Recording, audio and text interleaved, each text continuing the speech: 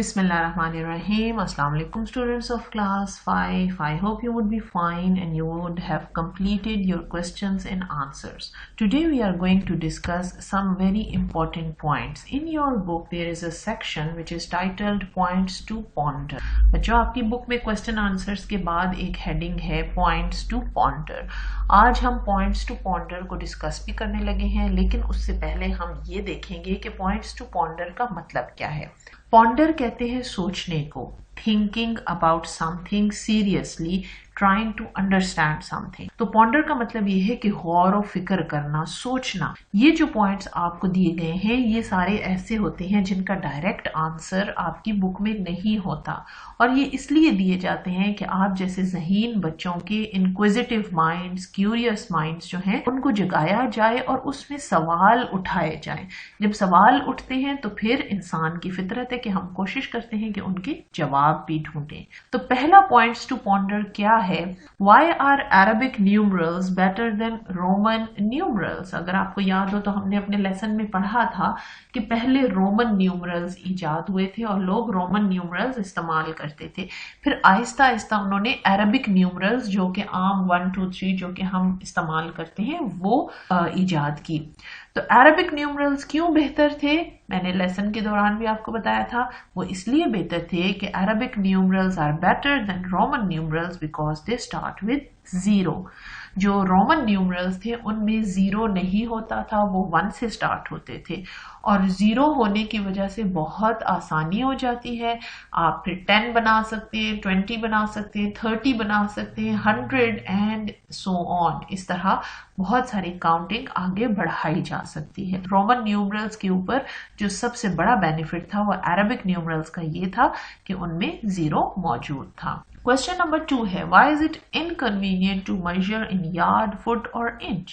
ये क्यों इनकन्वीनियंट है कि आप यार्ड, फुट या इंच में मेजर करें?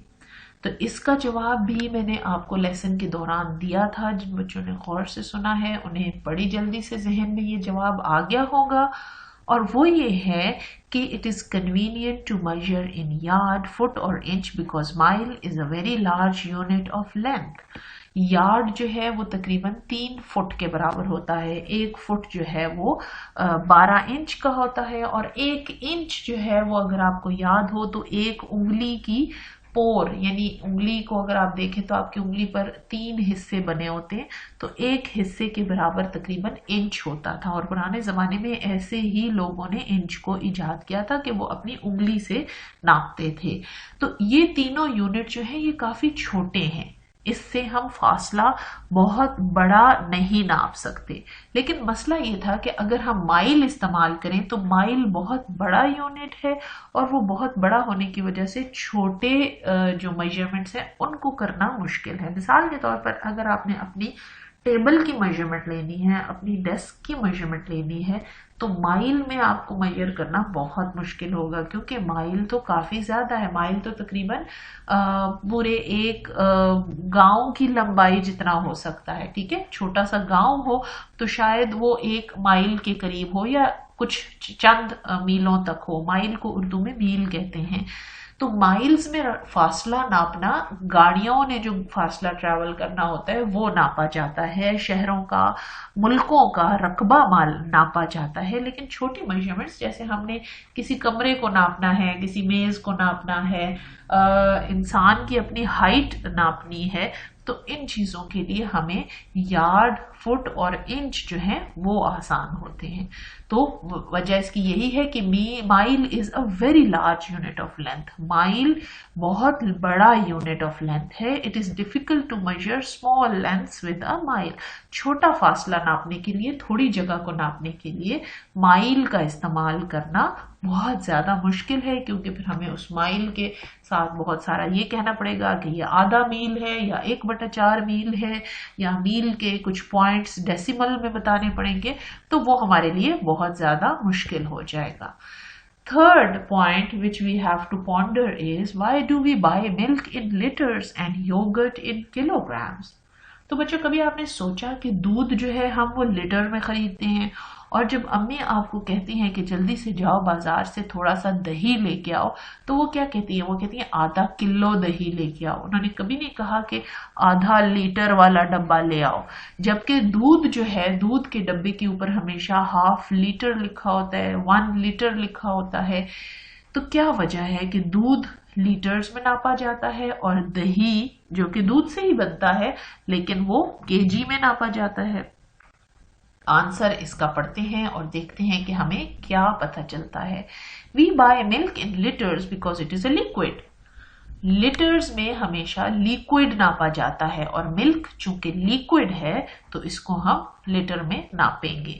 Yoghurt is weighed in kilograms because it is in semi solid form. اگر آپ دیکھیں تو دہی، یوگرٹ کس کو کہتے ہیں؟ دہی کو. تو دہی نہ تو پوری طرح لیکوڈ ہے نہ ہی پوری طرح سالڈ ہے لیکن سیمی سالڈ ہے. تو سیمی سالڈ چیزوں کو یعنی جیلی لائک سٹرکچر ہو تو اس کو بھی ناپنے کے لیے ہم kg استعمال کرتے ہیں، کلوگرامز میں ناپتے ہیں. اس لیے یوگرٹ کے لیے ہم کلوگرام یوز کرتے ہیں اور ملک کے لیے ہم لیٹرز یوز کرتے ہیں. Number 4. The fruit seller sells bananas in dozens and grapes in kilograms.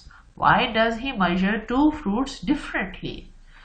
اگر آپ کبھی اپنے ابو کے ساتھ سبزی فروٹ خریدنے گئے ہیں اور شاید آپ نے غور سے دیکھا ہو تو آپ کے دماغ میں بھی یہ سوال آیا ہو کہ کیلے جو ہیں وہ تو درجن کے حساب سے بکتے ہیں، 1 درجن کیلے دے دو، 2 درجن کیلے دے دو، اور درجن کا مطلب ہوتا ہے 12 کیلے. 1 درجن میں 12 کیلے ہوتے ہیں.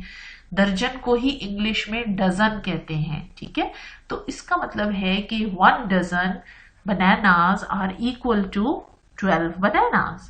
اور ڈزن کے حساب سے کیلے بکتے ہیں ہمیشہ.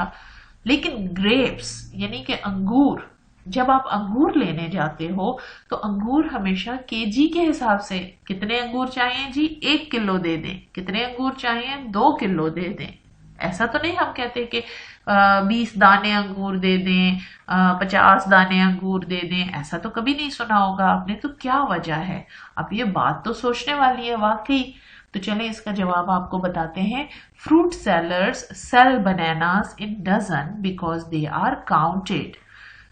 جو بناناز ہیں ان کو گننا آسان ہوتا ہے اور ان کو گن کے آسانی سے گچھے کے ساتھ بیچنا بھی آسان ہے.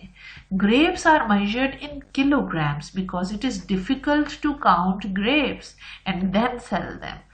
گریپس کو اس وجہ سے کلو کے حساب سے بیچا جاتا ہے کہ ان کو گننا بہت مشکل ہے. آپ امیجن کرو نا کہ دکاندار بیچارے کا تو سارا دن اسی میں گزر جائے کہ وہ 10 گچھے لے اور ہر گچھے میں سے ایک دانہ الگ کرے گریپس کا، ان کو گنے اور پھر ان کو بیچے.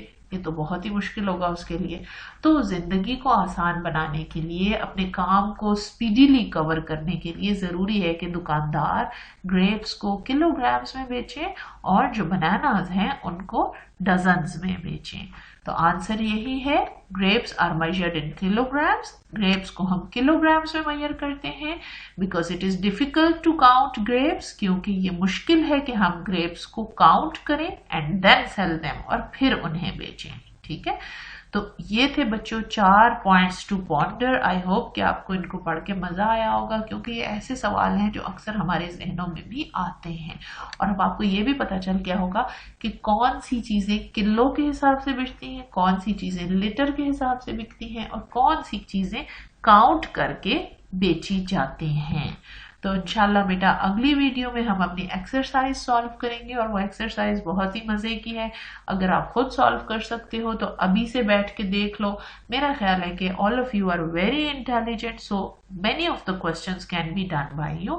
باقی یہ ہے کہ اگلی ویڈیو کو دیکھ کے آپ کو خود پتہ چل جائے گا کہ جو اٹیمپٹ آپ نے کی ہے ایکسرسائز سالو کرنے کی وہ ٹھیک ہے یا غلط.